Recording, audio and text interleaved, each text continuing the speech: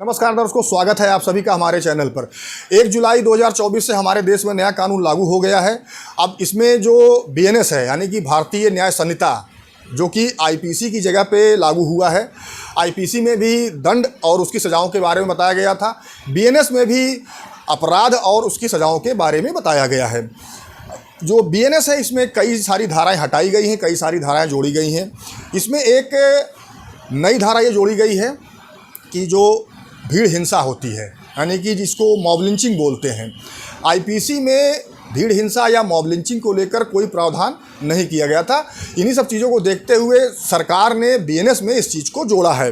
अब उत्तर प्रदेश के बरेली ज़िले में भीड़ हिंसा को लेकर एक पहली एफआईआर दर्ज की गई है। हुआ ये था कि बरेली में गौसगंज गांव है, जहां पे 17 जुलाई को मुहर्रम के दिन ताजिए के जुलूस को निकालने को लेकर विवाद हुआ था। अब ये विवाद हिंदू और गैर हिंदू समुदाय के बीच में हुआ।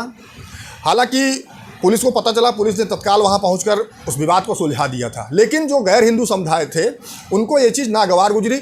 उन्होंने शाम को गांव में पंचायत रखी।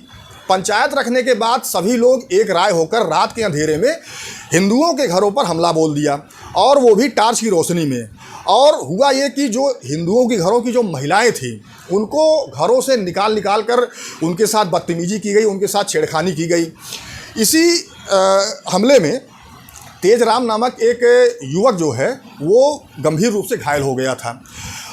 इलाज के दौरान तेजराम की मृत्यु हो गई। अब पुलिस ने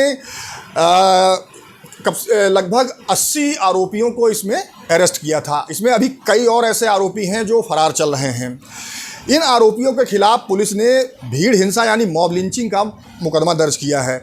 यानी कि बीएनएस का सेक्शन नंबर 103 का सब क्लास 2, बीएनएस का सेक्शन नंबर 103 सब क्लास 2 जो है वो भीड़ हिंसा की बात करता है। इसमें स्पष्ट रूप से कहा गया है 5 या 5 से अधिक लोग एक राय होकर अगर जाति, धर्म, समुदाय के नाम पर किसी की हत्या कर देते हैं तो ये भीड़ हिंसा मानी जाएगी।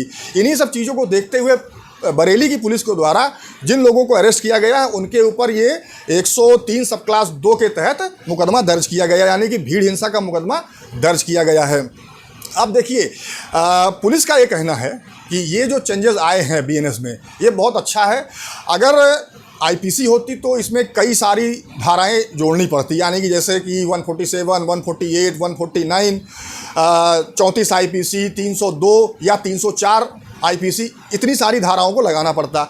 लेकिन ये जो भीड़ हिंसा का अलग से सेक्शन आ गया है तो पुलिस को इसमें इन सारी धाराओं को जोड़ने के बजाय सिर्फ एक ही धारा ये जोड़ी गई कि 103 सब क्लास 2 के तहत सभी के ऊपर एफआईआर दर्ज की गई है। अब ये जो 103 सब क्लास 2 है इसमें आजीवन कारावास से लेके मृत्यु दंड तक की सज़ा है। तो अब देखना ये है कि जिन लोगों के ऊपर पुलिस ने भीड़ हिंसा का मुकदमा दर्ज किया है, आगे इस मामले में कोर्ट का क्या विवेक होता है, कोर्ट इस पर क्या निर्णय लेती है कि जो एफआईआर दर्ज हुई है उसमें जो सज़ाएँ बताई गई हैं उसके तहत कितने लोगों को सज़ा मिलेगी। हालांकि आईपीसी में ये था कि अगर भीड़ हिंसा पहले होती थी तो आईपीसी के तहत जब मुकदमा दर्ज होता था तो उसमें ये देखा जाता था कि भीड़ हिंसा में किसके द्वारा जो मृतक व्यक्ति था उसके ऊपर ज़्यादा प्रहार किया गया, इन सब सारी चीज़ों को देखा जाता था। लेकिन जो 103 सब क्लास 2 है वो स्पष्ट रूप से कहता है 5 या 5 से अधिक लोग, और वो कोई भी हो सकते हैं। जितने लोग भी होंगे सबके ऊपर भीड़ हिंसा का मुकदमा दर्ज होगा। तो बरेली पुलिस ने यही किया है कि गौसगंज घटना को लेकर जितने लोगों को अरेस्ट किया गया था, जितने लोगों के ऊपर एफआईआर दर्ज हुई है, उन सभी के खिलाफ जो है भीड़ हिंसा का मुकदमा दर्ज किया है।